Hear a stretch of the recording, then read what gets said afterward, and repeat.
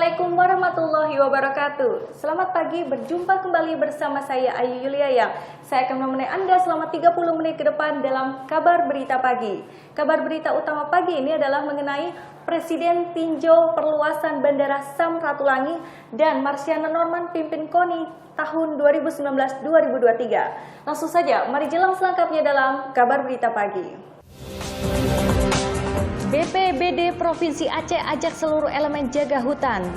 Atasi kemacetan, jalur Sukajadi Setiabudi Bandung akan dibuat satu arah. Pesona air Curug Cigumawang. Pencari suaka asal Afghanistan bertahan di Kebon Siri. Masih banyak hasil penangkapan ikan tidak terlaporkan. Marciana Norman pimpin KONI periode 2019-2023. 3 hal utama penentu mutu pendidikan menurut Wapres Yusuf Kala. Dropping air 14 desa di Pemalang. Seniman muda meriahkan pesta kesenian Bali ke-41. Presiden tinjau rencana perluasan Bandara Samratulangi. Pemerintah rampungkan 40.000 lebih RTG kurang dari setahun. Kabar berita pertama diawali dari kebakaran hutan di Aceh. Setidaknya 13 hektar lahan sawit terbakar di Kecamatan Babahrot, Kabupaten Aceh Barat Daya, Provinsi Aceh. Kebakaran diduga ulah pemilik lahan yang ingin membuka lahan baru. Sedikitnya seluas 13 hektar lahan sawit terbakar di Kecamatan Babahrot, Kabupaten Aceh Barat Daya, Provinsi Aceh, Kamis 4 Juli kemarin.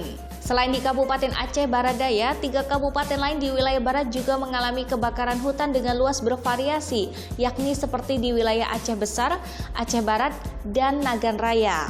Menurut Kepala BPBD Provinsi Aceh, Teuku Ahmad Dadek, kebakaran hutan di wilayah barat Aceh kerap terjadi pada musim kemarau.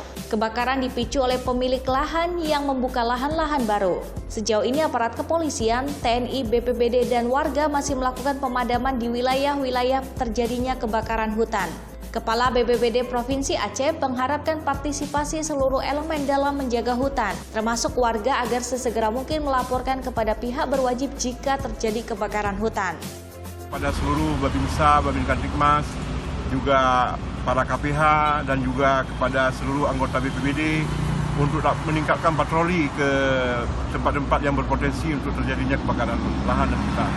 Dan juga kepada seluruh aparat desa, juga kami harapkan untuk melakukan pemantauan terhadap para pemilik lahan yang ingin memanfaatkan musim kemarau ini untuk melakukan pembakaran terhadap untuk membuka kebun-kebun.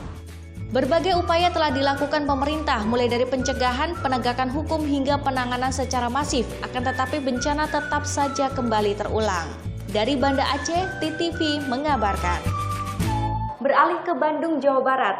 Pada awal bulan Juli 2019, Satlantas Polresta Bandung bersama Dinas Perhubungan merekayasa jalur Sukajadi Setiabudi Bandung, Jawa Barat menjadi satu arah dari yang sebelumnya 2 arah. Dinas Perhubungan bersama Satuan Lalu Lintas Polrestabes Bandung berencana melakukan rekayasa lalu lintas di sejumlah kawasan di Kota Bandung. Kawasannya akan diberlakukan rekayasa diantaranya Jalan Sukajadi dan Jalan Setiabudi. Kedua jalan yang sebelumnya dapat dilalui dari 2 arah akan dibuat menjadi hanya 1 arah. Wakasat Lantas Polrestabes Bandung Kompol Bayu Catur Prabowo mengatakan bahwa pemberlakuan rekayasa lalu lintas dilakukan karena di kedua jalan kerap terjadi kepadatan lalu lintas yang cukup parah, khususnya jam berangkat dan pulang kerja maupun saat akhir pekan. Selain volume kendaraan yang tinggi, di kawasan juga terdapat banyak pusat perbelanjaan, para pedagang kaki lima hingga institusi pendidikan. Coba untuk melakukan rekayasa dengan merubah jalur di Sukajadi yang tadinya 2 arah menjadi 1 arah. Kemudian nanti jalur yang ke arah Kota Bandung ini bisa melalui Jalan Cipaganti dan juga jalan dari Cihamplas.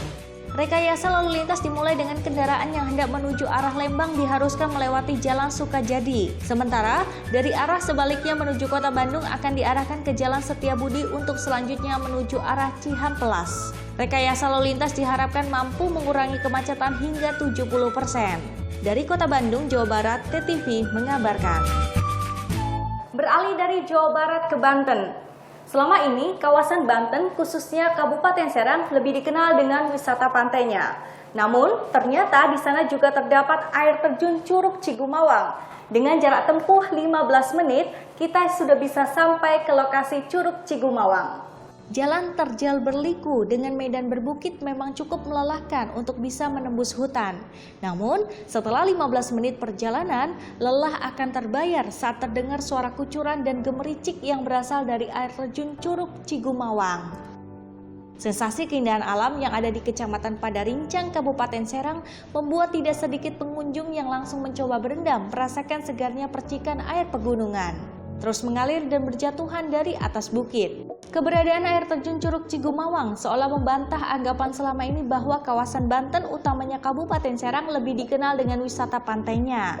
Untuk bisa sampai ke kawasan yang dapat ditempuh selama 1 jam perjalanan dari pusat kota Serang, pengunjung tidak perlu merogoh kocek terlalu dalam. Hanya dikenakan 2 kali pembayaran tiket masuk yang masing-masing seharga Rp5.000. Dari Kabupaten Serang, Banten, TTV mengabarkan.